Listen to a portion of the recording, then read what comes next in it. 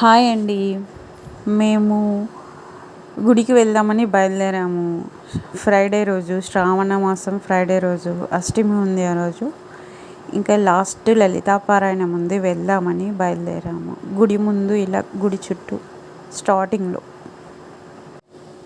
ఈ గుడి ఊరవతల ఉంటుంది కాబట్టి ఈ గుడికి రావడానికి ఆటోలు కూడా పెడతారండి.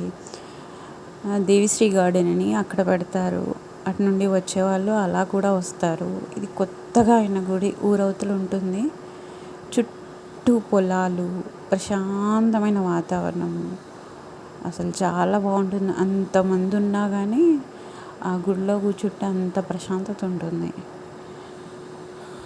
ఇంకా మేము ముచ్చట్లు పెడుతూ మెల్లిగా కాళ్ళు కడుక్కోవడానికి వెళ్ళాము. ఇంకా కొత్తగా ఇప్పుడే కన్స్ట్రక్షన్ అవుతుంది కాబట్టి ఇంకా టైం పడుతుంది కాబట్టి వాటర్ ఒక పక్కగా పెట్టారు.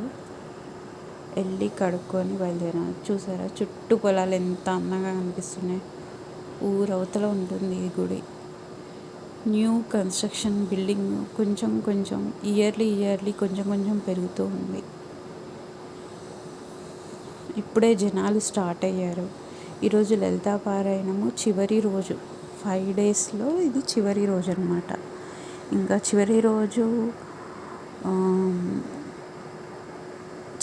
కాబట్టి చాలా లేట్ అవుతుంది. లేకపోతే ఇప్పటికి పారాయణం అయిపోతుంది డైలీ. లలితా సహస్రనామాలు, శివుడిది బ్రహ్మమురారి సురాచితలింగం, కనకధార, లలితా అమ్మవారి పాటలు, ఇంకా ఓపికను బట్టి చాలామంది వచ్చేసారు. ఇంకా అసలు ఎంతమంది వస్తారంటే చెప్పలేం. జనాలు అంతమంది వస్తూనే ఉంటారు. లలితా పారాయణం ఇంతమంది కలిసి చేస్తుంటే ఎంత హ్యాపీగా ఉంటుందో. ఇంకా గుడి లోపలికి వచ్చేసరికి వాళ్ళందరూ కింద కూర్చోవాలనుకున్న వాళ్ళు కింద కూర్చున్నారు. మోకాలు నొప్పులు అవి ఉన్న ఏజ్డ్ పర్సన్స్ అందరూ చైర్లు వేసుకొని కూర్చొని ఇంకా లలితా పారాయణం స్టార్ట్ చేశారు. ప్రతి ఒక్కరూ లలితా పారాయణ బుక్కు ప్రతి ఒక్కరికి ఇచ్చారు అక్కడ ఉన్న వాళ్ళకి. ఇంకా లేటుగా వచ్చిన వాళ్ళకి కొందరికి అందలేదనుకోండి.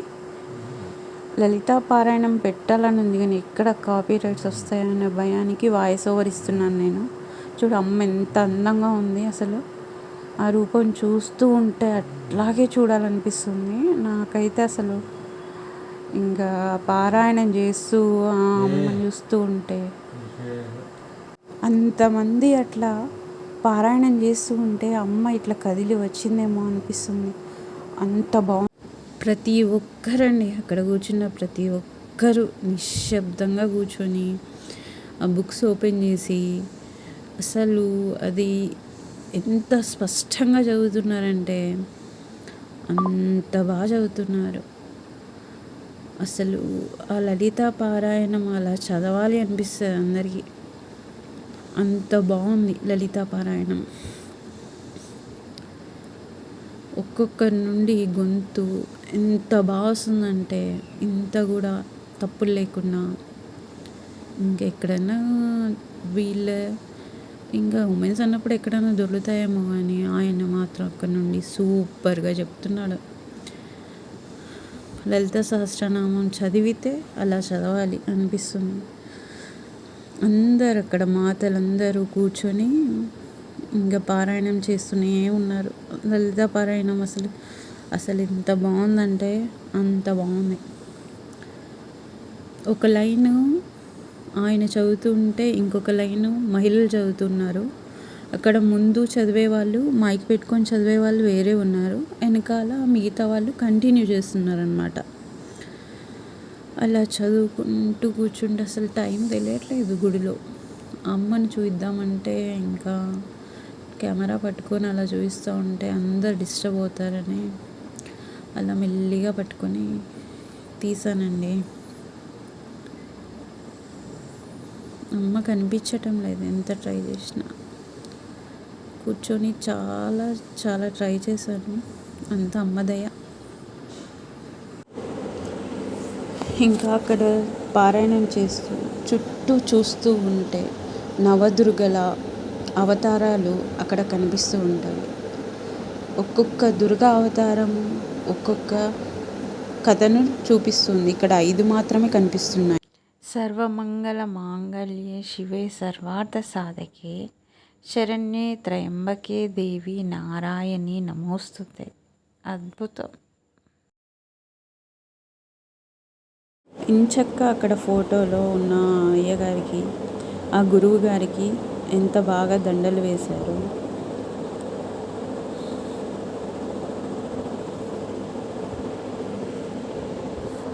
చూడండి ఆ సర్వమంగళాదేవిని ఎంత బాగుంది అసలు. శ్రీమాత, శివుడి శక్తి, శివశక్తి, లలితాంబిక, పరాభట్టారిక, ఒక్కొక్క పోల్కి ఒక్కొక్క దుర్గాదేవి ఉంది. శ్రీమత్ సింహాసనేశ్వరి, ఆమె సింహాసనంలో వచ్చి కూర్చుందా అన్నట్టుగా ఉంది ఆ దుర్గ. అమ్మా దుర్గా భవానీ మాత. అమ్మ ఆ దివ్య రూపం, పైన సూర్యచంద్రుడు, చేతిలో చక్రము, ఖడ్గము, పూలమాలలతో పైన పరికింది. ఎంత అద్భుతంగా ఉంది అమ్మ అంటే అది వర్ణనాతీతం.